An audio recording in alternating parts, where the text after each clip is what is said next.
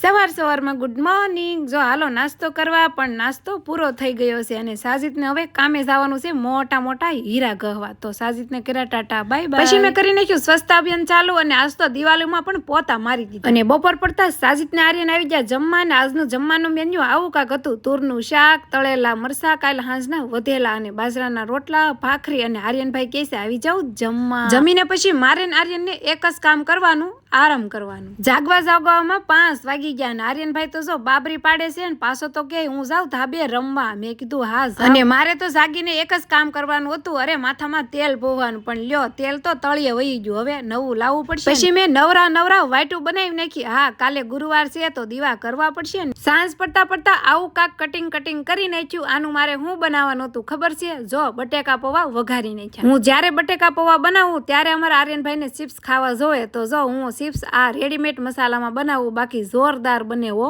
હાલો તો અમે હવે જમી લેવી ને આપણે મળશું નેક્સ્ટ વિડીયોમાં। Thanks for watching, bye bye.